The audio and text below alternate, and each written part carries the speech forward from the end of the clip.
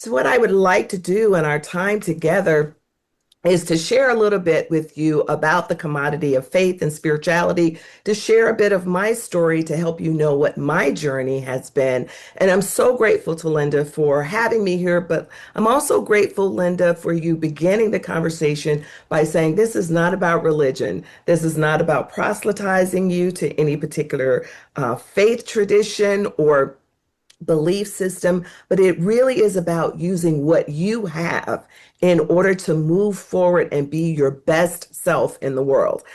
Linda read this amazing, I think, amazing resume of my accomplishments and the things that I've done.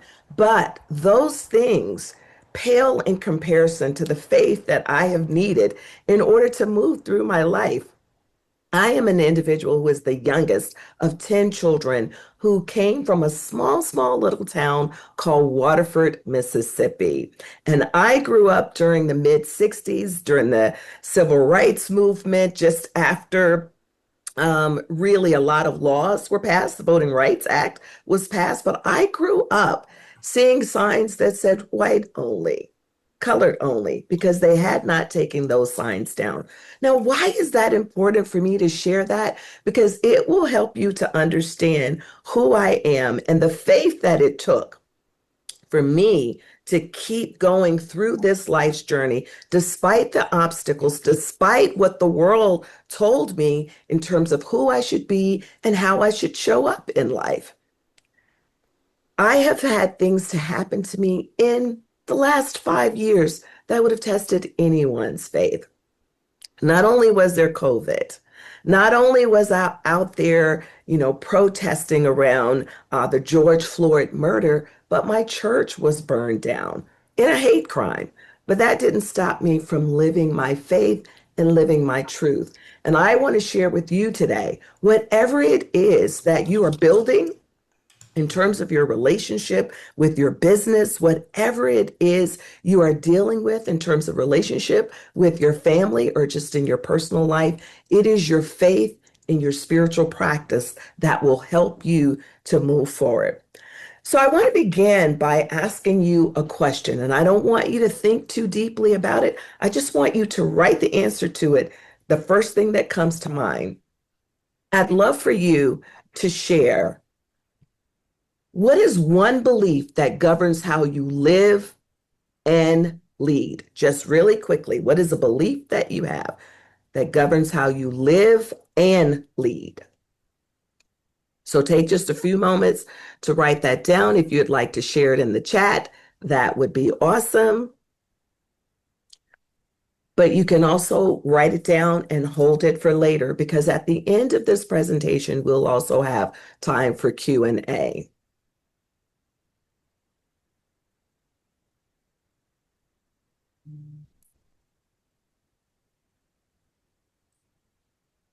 And after you've written down your response to that, I want you to then go a little bit deeper and think about, is it guided by faith or spiritual practice?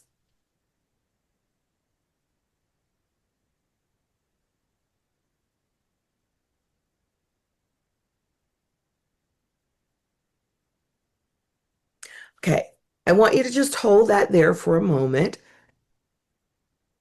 and allow it to resonate with you as we continue to go through this presentation today. So, what is faith? What are we talking about?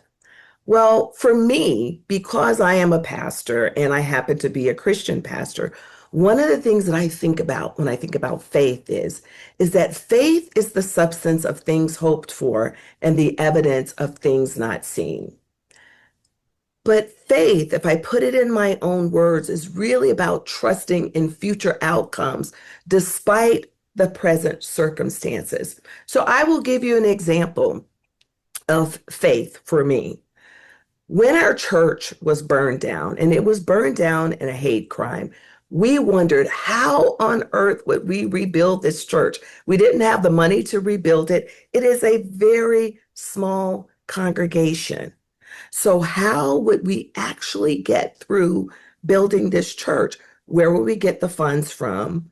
Who would we get to help us? Well, I didn't know how. it was going to show up, but I was faithful that the money would show up. And we have completely rebuilt the church mortgage free. We don't owe anything on it because once I believed that we would be able to do it, I did what Dr. King said, which is faith is taking the first step even when you can't see the whole staircase. So, in your practices, in your profession, in your private life, you have to have something that you are holding on to. It could be the worship of trees, it could be the worship of nature, whatever it is, it has to be strong enough to sustain you when the troubles come. So, all of us on here, or most of us on here, are entrepreneurs. How many times have we been blindsided by something that happens in the business, something that makes you wonder, am I doing the right thing? Am I on the right course? Maybe this isn't meant for me. That's when you have to go back to your faith practice, your spiritual belief. One of the things that's really important for me is holding on to my sacred intelligence. So Linda has defined that sacred intelligence to you in my autobiography, or my, excuse me, in my biography. Maybe that's a clue that I'm supposed to write an autobiography one day. But Linda defined it for you. Linda said it's that divine part of us that helps us to make intelligent choices that will manifest our greatness while we're helping other folks to do the same. We don't manifest our greatness in a vacuum. First of all, we don't live in a vacuum, and it takes other people to help us reach our highest potential. But here's the thing. If we tap into that internal sacred source, whatever you define that sacred source as, God, universe, the trees, nature, whatever it is, if you learn how to tap into that and listen to that voice, you'll be mindful of what you do to others. You'll be mindful of what you allow others to do to you, and you will be mindful of what you do to yourself. And it is that sacred intelligence that guides my choices in everything that I do. Now, where did that come from for me? Well, I have been raised in the church all of my life, which is why I have the firm foundation I do in terms of my beliefs in God. They have developed over time, but there for me is one scripture that has guided my entire, at least professional journey, and I believe my journey personally as an adult. And that scripture for me is, you shall love the Lord your God with all your heart, soul, mind, and strength. So that's sacred, selfish, and shared.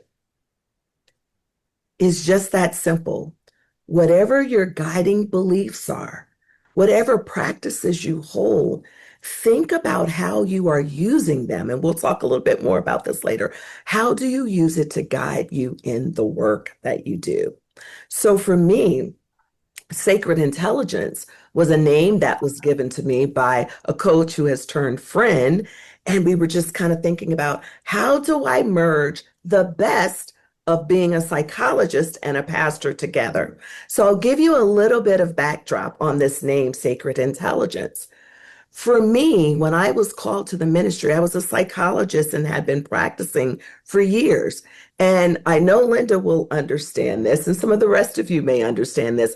If you are a psychologist or a therapist, you are doing holy work. Trust me, Dr. Dorothy will understand this. You are doing holy work because you're holding people's joys and concerns in, really, it feels like in the palm of your hands.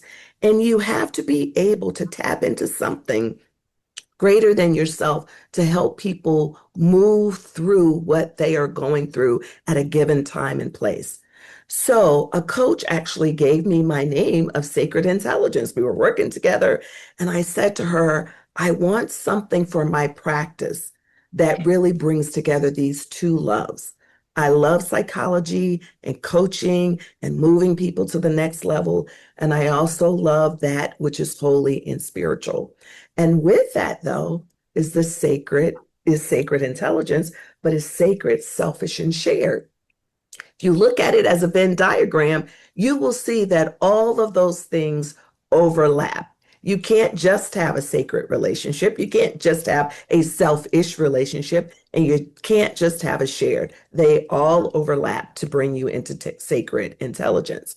So, how did that play out then in my life? It played out in such a way that my first book was called Sacred Intelligence. And in there, I talk about the three most important relationships: sacred, selfish, and shared. By the end of this presentation, you'll walk away and sacred, selfish, and shared will be ringing in your ears. So everything I do then from there, I always use these three pillars because for me, they are in alignment with what my belief system is without forcing my belief on someone else. That's why it's not about religion. It is about my belief system and my core values guiding my business practices. So when I was asked to write a book on dismantling racism, and yes, my colleagues are the ones who asked me to write this book. It was not my intent, though I had worked in dismantling racism for years. When I was asked to write this book, I knew that it had to be based on sacred intelligence. And that's our sacred motive, our selfish mindset, and our shared movements. And I'll say a little bit more about that later because the rest of the presentation is really about that piece. And then at the same time that I was writing Dismantling Racism, I was also asked because it was COVID and someone said, Terrlyn, your prayers are beautiful. And this person is not religious at all, but I do these prayers in a meditative way. And she said, they are beautiful. You should write prayers online and invite people to become a part of that group. Well, because it was COVID, the prayers were centered around how do we get through this difficult period? And because there was a racial awakening, how do we get through the discourse that is happening right now in this country? And then, quite frankly, how do we deal with grief? How do we deal with loss? How do we deal with wanting to manifest our greatness? So then, once I wrote those prayers online, I categorized them into sacred, selfish, and shared. So you're seeing this movement throughout my professional life that is in alignment with my personal life. And when you are in alignment with your spiritual practices and your faith walk, whatever that is, you will not go wrong. You just have to stay the course. So, from sacred intelligence, then, I understood that when I wrote my book on dismantling racism, it has to be a sacred intelligence journey of faith. Because if we take something as huge as racism, it would be so easy to say things will never change. Anybody ever had that thought?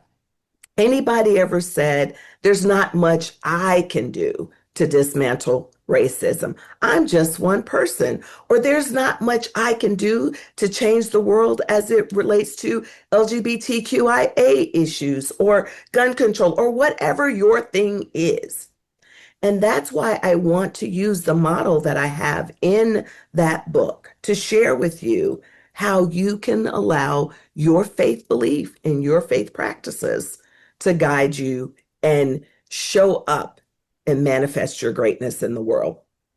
So when you take a look at your business, whatever your business is, I want you to think about what is your sacred motive for doing that business. Not just because it's something that you're good at, something that someone else steered you in, but what is your motive? And that requires you to develop a relationship with the sacred or to develop a faith practice or a spiritual practice, because that will dictate your why. Your why is the most important thing. You can have all the business strategies that you want to have. If you don't know your why, you will get lost as you are engaged in that work. You will be unhappy as you engage in that work. And you will be easily swayed to do something that goes against what you feel inside. So you have to understand, what is your why? And you have to understand it in a way that you say, is it strong enough to maintain my commitment to the journey? Because those of us on here who've been at entrepreneurship for years, we know that this journey is not an easy journey. There are lots of twists and turns in this journey. So, is your why strong enough to keep you committed to your goals? Or will something else come along to replace it? And that's one of the things that I ask in my book on dismantling racism. When people jumped in and said, oh, yes, yes, yes, I'm so upset about what's happening in the world. And I would say, well, is your commitment to dismantling racism strong enough, or is it going to change in the next couple of years? And we see that it really has, because we see that people aren't talking about it as much as they used to talk about it. People aren't engaged in it in the same way. And so it's important for us to develop this relationship with our sacred selves, the source, the universe, whatever it is, again, that you identify with. And then have that relationship to be so solid that it is a constant friend that's walking with you. That you understand that this belief that you're carrying, this faith that you're carrying, this spiritual practice that you are engaged in is a constant. It doesn't just show up occasionally, but your decisions must be based on that constant friend walking with you. It is a vital source, and it becomes a barometer where you check the temperature and the air around you when you are making a decision to say, is this in alignment with my belief system? Is this in alignment with what I know to be true for me? And then there are some benefits to doing that. It actually will lead you into a place of peace. Even when people are around you are acting out of source and they're upset or they're telling you what you should do, when you are connected and grounded with your faith practices, you're in a place of peace. You're in this place of assurance that you're doing the right thing. People will tell me all the time, Terrlyn, I think you should do X, Y, and Z. Sometimes it could be business. Sometimes it could be a personal thing, like someone telling me who I should date. And I'll say, no, that's not the person for me. I know it's not the person for me, but they have all the reasons why. But I have to tap into my sacred intelligence and say, I'm sure about what is good for me to manifest my greatness. That doesn't mean that we don't take counsel, because of course we do. But we take that counsel and then we measure it against the foundation of that sacred relationship, because then we will have clarity. I can't say enough about the grounding in your faith in order for you to have a strong self-worth. I work with people all the time, high achieving women who don't feel good about themselves. And a part of the reason that they don't feel good about themselves is based on past behaviors, past traumas that they have not dealt with, messages that they've been given. So as a result, they've lived their lives in someone else's expectations or shadows, and they don't feel good about themselves. Well, when you are connected with your sacred self, when you are connected with your faith journey, then your self-worth increases. A part of my motto in sacred intelligence is letting folks know that they are loved unconditionally and divinely created. And if we start our interactions out right there, it only builds our self-worth. And then the last thing that I want to say as it relates to our sacred motive is that it has to be a committed practice. So a lot of people will say that they have a belief system, whatever that is. Again, I want to keep saying that, but then don't have a practice belief system. So that means it's just loosey goosey, doesn't it? Well, you have to have a standing appointment with your sacred self, your divine self. Every morning when I get up, or at least I try to practice this every morning, I have a standing appointment of where I pray, I do my gratitude journal, and then I just write in my journal in general. I do, if nothing else, I'm going to offer the prayer just so that it will ground me and connect me and allow me to say there's something greater than myself that I am responding to today, and that I must go into the world asking, what is the thing that I am supposed to do today? How can I be used to make this world a better place? So that's a standing appointment before I do anything else. When I develop these practices, then there's a familiarity that comes with me knowing how to hear the voice of that divine self that is within me. And then I'm not confused because I'll become familiar with, oh, okay, that is spirit telling me to do X, Y, and Z. And some people will say, well, how do you know it's spirit versus your own thoughts? Well, I know it's spirit because I've practiced. And Dr. Dorothy can tell you there's still times when I am discerning that, she's my accountability partner. And the two of us will sometimes say, all right, Spirit, what are you telling us to do? And then we have to say, okay, is this my voice, Spirit? Outside voice? But the more I am engaged with my faith journey, the more I'm able to listen, and we are inseparable. And I will tell you, in my faith walk, there are things that, even from the simple things, that spirit will align me to even before it happens. And I'm not surprised with how things show up because I've already gotten that insight. So I want to encourage you in your business, make your faith tradition a priority. Now, the thing about whatever your faith tradition is, keep in mind what sacred intelligence is. Sacred intelligence allows you to make intelligent choices that will manifest your well-being as well as other folks' well-being. So you can take a screenshot of this. If you want to do an assessment to see where you are, and I'm sorry, I think I have the wrong one pulled up here, but that's okay. Take a screenshot of this anyway. But for your sacred assessment, there are questions for you to ask yourself. And those questions are really about being in alignment with your values and how are they showing up personally and professionally. So you want to ask yourselves those questions. Take a screenshot of this because it'll come up a little bit later in our shared movement. And I'll be sure to drop the sacred one in the chat if it isn't switched with this one. What is it that guides your decisions in your practice, in your professional life? What guides your decisions?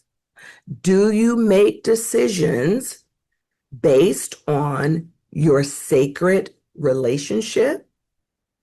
Is your business plan, is your vision based on that sacred relationship?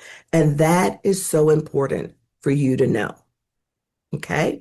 Because if it isn't, you are making decisions just based on, again, what you think is the best thing, but you might find yourself out of alignment with that, okay? And then let's talk about this selfish mindset. And I'm going to go through these fairly quickly because I want to make sure that I leave time to ask questions. Again, you can take screenshots of any of this, but your relationship with yourself is really important. And I want you to ask yourself the question, who are you? Or better yet, who am I? I was once meeting with an individual, and she was sharing with me some highly influential people that I should be in contact with. And I mean, these are people who are like mega people out here in the world, but she knows the work that I do. And this was years and years ago. And I said, well, who am I just to enter those spaces and ask a question of that person, ask for their help? And she said, who are you, Terrlyn? Who are you? That is an important question for you to ask yourself because when you ask the question, who am I to go into those spaces, it will keep you from going into those spaces and it will keep you from connecting with the people that you know who can put you into those spaces. So you have to really understand and have faith in your ability, your gifts, and your calling. You have to be mindful of your automatic beliefs about yourself. How are you conditioned? What is the narrative you tell yourself? We've talked about this in Leadership Global. What are the narratives that we carry? And then really take a look at what's your heart's desire and figure out how then do you help yourself to become a healthier individual by looking at your emotional well-being, your psychological well-being, and your spiritual well-being. These are all the things that I do when I work with individuals. I help them to kind of take a look at all of these things because it's important. If we don't get it right internally, we are not going to be the best people in business, or we're not going to be happy in our businesses. Someone will suffer. So understand yourself as a healing balm. Know your purpose, know how to apply that balm. That's what your work and your calling is about. Know your potential for healing. It is very important. And so, in order for you to do that, sometimes it requires you to change your thoughts. Our mindsets will determine how far we will go in life. So we want you to be mindful of your thoughts. Be mindful of those automatic responses that I just shared with you. You know, you would be surprised, or perhaps you wouldn't be, but because I work with a lot of high achieving women, I am often surprised a little bit about some of the mindset patterns that they have, particularly because they're so successful. But it doesn't matter. What's on the outside isn't always what's present on the inside. So be mindful of your thoughts, be attentive to them, and pay attention to whether you need to shift those thoughts. And then sometimes I tell people, think again. That first thing that comes to mind, go ahead, write it down, figure out what it's leading to, but then think again about how you are describing this situation, how you're describing yourself, and how you're showing up. And you might have to try to remove yourself from the picture and act as if you're someone else in that setting. And then if you would do the same thing that you're advising someone else to do from an objective view, then you might be on the right course. But if you would direct someone else differently, then move differently. And then the last thing is to go beyond the surface. So all of that, I'm not going to go through all of these. If you want to quickly take a screenshot, please do. But it requires you to do some self-examination. And that's really important for you to do self-examination so you can know how to change your behaviors, how you'll know how to clean out hazardous relationships when you need to, how you know when you're being blinded by old ways of thinking. So then you can do a selfish motive assessment. Again, looking at where is misalignment with my faith or my spiritual beliefs quietly costing me? Am I investing in myself the way I invest in other people? So again, take a screenshot so that we can move on to our last part, which is our shared movement. And in our shared movement, we must take a look at our shared relationships.